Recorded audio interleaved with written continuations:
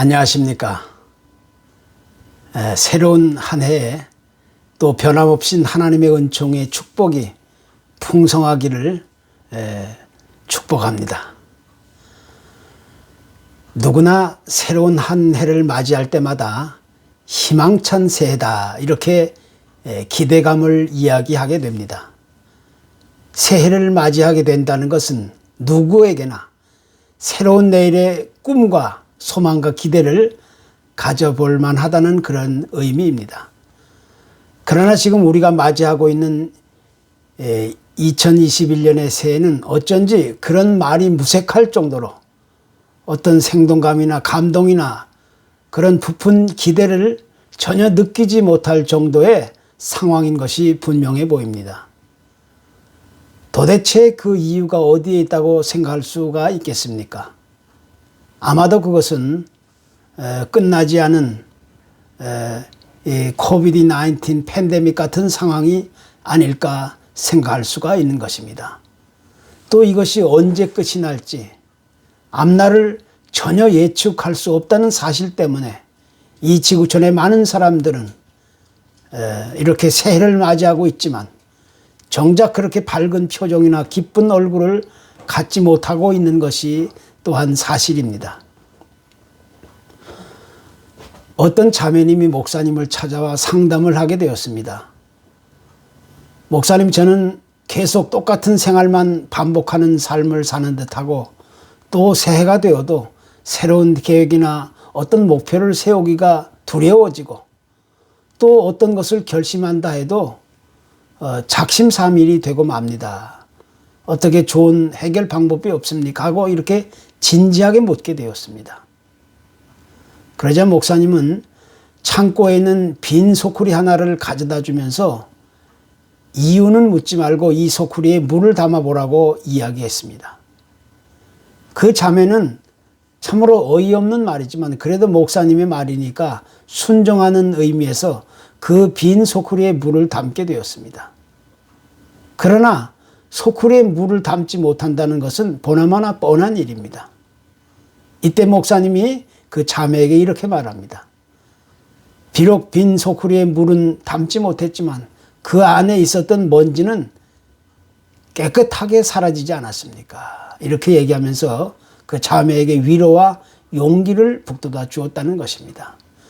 그러니까 우리가 마음 먹고 생각했던 대로 일이 잘 풀어지지 않고 또 해결되지 않는다 하더라도 무엇인가 나의 삶을 새롭게 하려는 부단한 노력과 정성과 뜻과 힘을 모으게 된다면 결국 그런 삶의 자세와 태도는 아름다운 결과를 우리에게 가져오게 된다는 것입니다. 깊은 산속에는 멧돼지들이 있습니다. 이 멧돼지들은 항상 먹이를 찾기 위해 여기저기 오가다가 땅속에 도토리들이 그 널려있는 것을 발견하고 정신없이 먹어치웁니다.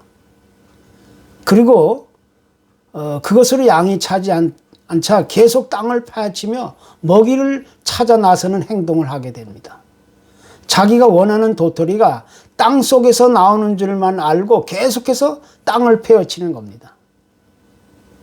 그러다가 나중에는 더 이상 그 땅 속에서 도토리가 나오지 않으면 힘만 들고 지치게 되니까 결국에 포기하게 되는 겁니다.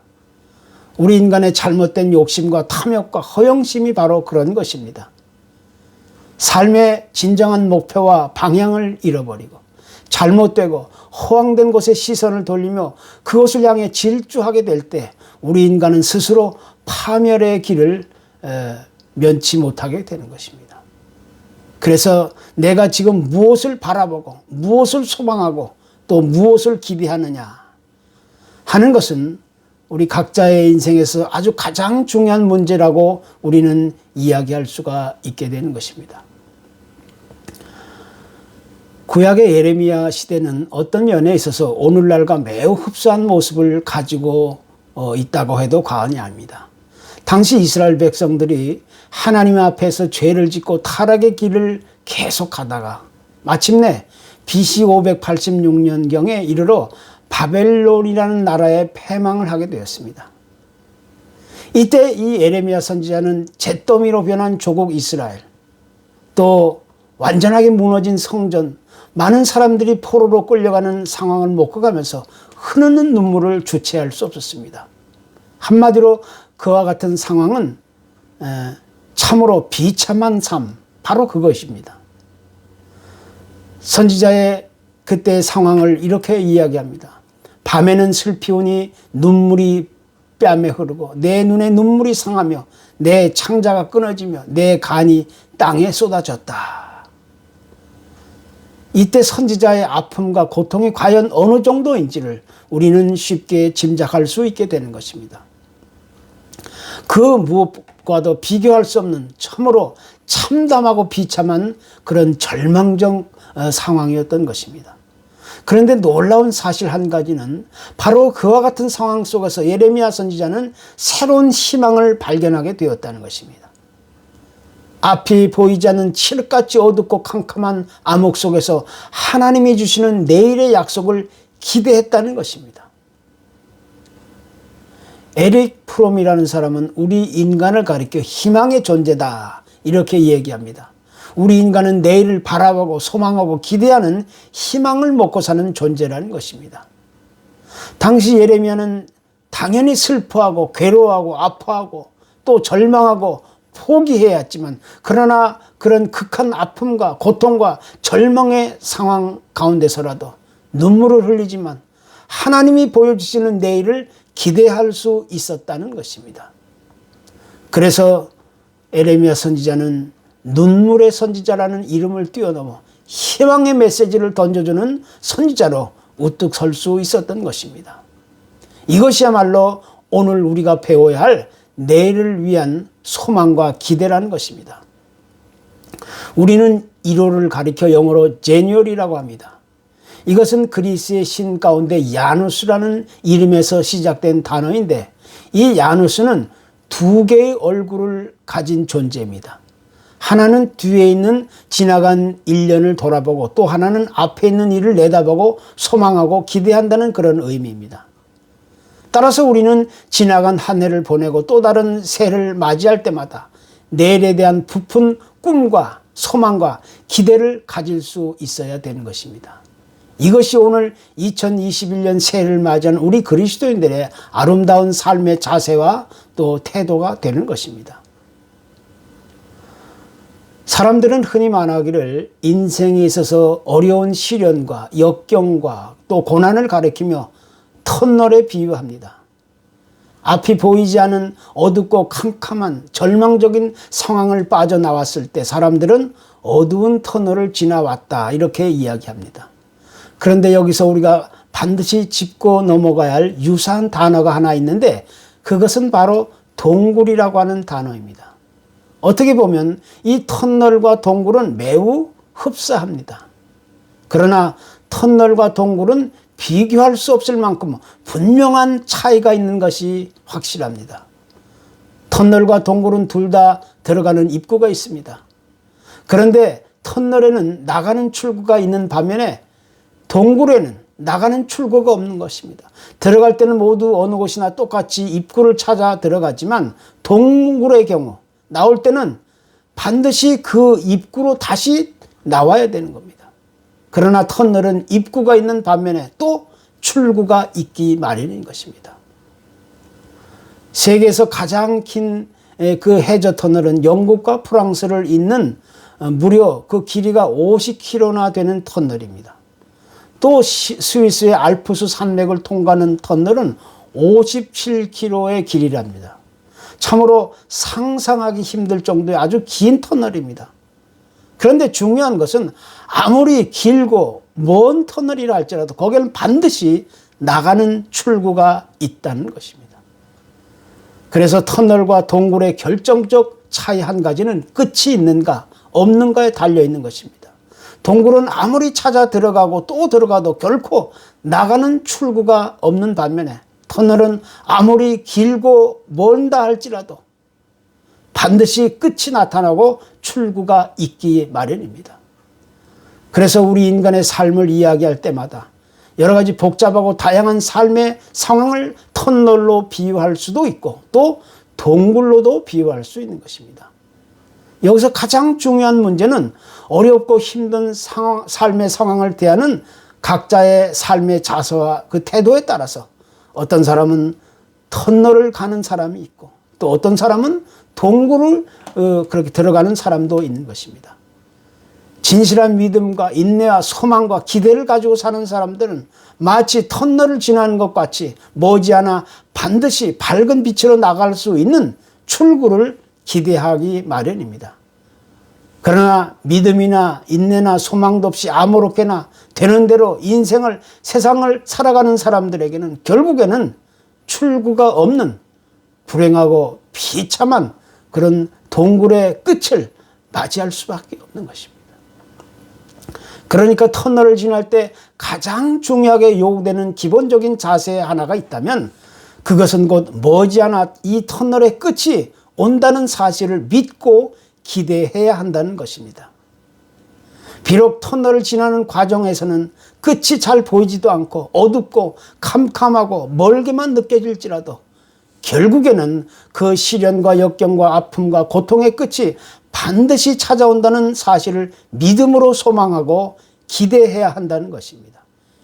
이것이 오늘 이 어두운 새해를 맞이하는 우리에게 교훈하는 아주 중요한 메시지가 되고 있는 것입니다.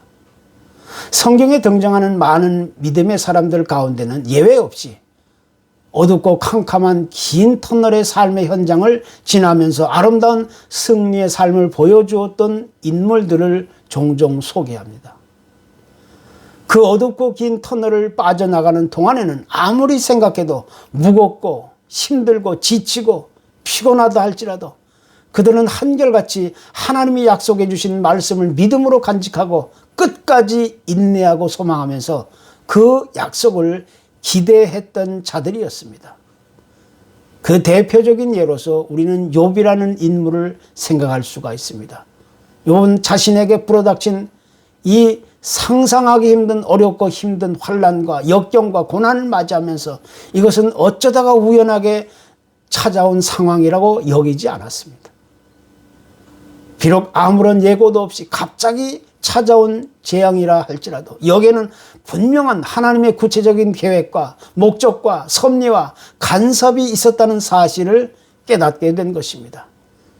그래서 그는 아무리 힘들고 지치고 무거운 삶의 파도와 경련과 시련과 역경이 몰아친다 할지라도 거기서 하나님을 의지하고 신뢰하면서 이 터널의 끝을 기대할 수 있었던 것입니다.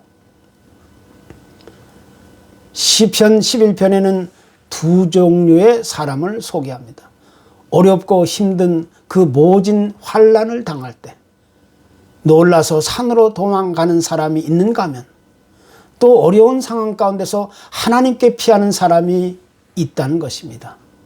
보통 대부분의 많은 사람들은 이해하기 어렵고 받아들이기 힘든 어려운 상황을 맞이할 때마다 인간적이고 세상적인 온갖 수단과 방법을 동원하며 그 문제를 해결하려고 합니다. 그럴 때 문제가 의외로 잘 해결될 수도 있는 것이고 또 쉽게 해결되지 않을 수도 있는 것입니다. 그런데 이것은 마치 급한 상황이 닥쳤을 때 우르르 산으로 도망하는 새들과 같은 존재가 되는 겁니다. 그 순간은 급한 문제를 임시적으로 해결할 수도 있고 또 잠깐 문제가 해결된 것처럼 보일 수도 있는 것입니다. 그러나 결국 인간적이고 세상적인 그런 해결 방법은 끝까지 가고 또 가고 또 가도 결국은 출구가 없는 동굴일 뿐입니다. 그러나 우리가 어떤 상황과 환경에 처하게 되든지 어떤 시련과 역경과 환난과 고통에 빠지게 되든지 하나님을 향하여 도움을 요청하며 그에게 기대할 수만 있다면 우리는 동굴이 아닌 터널의 삶을 살 수 있게 되는 것입니다. 왜냐하면 그 터널의 끝에는 우리가 미처 생각할 수 없는 아름다운 축복의 결과들이 우리를 기다리고 있기 때문인 것입니다. 세상에서는 고난을 소원하고 고난을 바라고 기대하는 사람도 없겠지만 또 다른 한편으로 여러 가지 삶의 아픔이나 상처와 고통이 없는 사람 또한 없는 것입니다. 세상을 살아가는 사람들은 누구나 그 크기와 종류는 다 다를지라도 제각각의 아픔이나 상처나 고통이나 시련과 역경과 환난의 순간이 찾아오기 마련입니다. 따라서 우리가 가슴 아파하고 괴롭고 무거우며 힘들어할지라도 그것은 결국 하나님이 우리의 장래 유익을 위해서 우리에게 허락하시는 시련과 연단과 훈련의 기회로 우리가 받아들일 수 있어야 되는 것입니다. 그리고 각자가 인생의 다양한 순간들을 지나게 될 때 지금 지나고 있는 이 터널의 끝이 어디인지를, 어떻게 찾아오는 것인지를 우리는 기대해야 하는 것입니다. 우리 인생에게 가장 안전하고 가장 아름답고 가장 유익한 삶의 안식을 가져다 주는 곳이 있다면 그것은 과연 어디가 되겠습니까? 이 세상의 정치 체계나 사회가 그것을 우리에게 가져다 주지 못합니다. 경제적인 상황이나 문화와 종교와 교육적인 시스템이 그것을 가져오지 못합니다. 또한 물질적인 부와 명예와 권력과 소유가 우리를 안전하게 지켜주지 못합니다. 가장 안전하고 가장 아름답고 가장 믿을만하고 가장 유익하고 평안한 삶과 안식을 가져다 줄 수 있는 것은 오직 하나님께 피하는 길입니다. 하나님의 약속의 말씀을 마음 깊이 새기면서 그를 의지하고 신뢰하고 기대하면 반드시 우리가 기다리는 이 터널의 뜻의 그 끝이 찾아오게 되는 것입니다. 그것이 우리가 터널의 끝을 기대해야 하는 유일한 목적이고 또 방편인 것입니다. 우리가 사는 이 세상의 동굴은 어떤 목표나 방향도 없이 또 아무리 들어가도 끝이 보이지 않습니다. 그러나 하나님과 함께하는 터널에는 끝에 가서 반드시 출구가 있기 마련입니다. 당연히 밝은 빛의 세상이 나타날 그때가 오고야 마는 것입니다. 그래서 우리의 인생은 동굴이 아니라 끝이 반드시 나타나는 터널이라는 것입니다. 우리가 가는 길이 잠시 힘들고 지치고 어려울지라도 참고 인내하고 버티다 보면 결국 반드시 이 터널의 끝이 나타나게 되는 것입니다. 그 이유는 우리는 지금 동굴이 아니라 터널의 삶을 살아가고 있기 때문인 것입니다. 그래서 우리는 항상 그 터널의 끝을 기대해야 합니다. 그 터널의 끝을 기대하고 소망하고 준비하며 살아가야 되는 것입니다. 그 터널의 끝을 기대하고 사는 사람만이 결국 자기 눈으로 자기가 선택한 그 선택의 결과를 확인할 수 있게 되는 것입니다. 이제 우리는 내 앞에 보이는 모든 불안과 염려와 두려움을 벗어던지고 주님께서 예비해 주신 이 터널의 끝을 기대해야 되는 것입니다.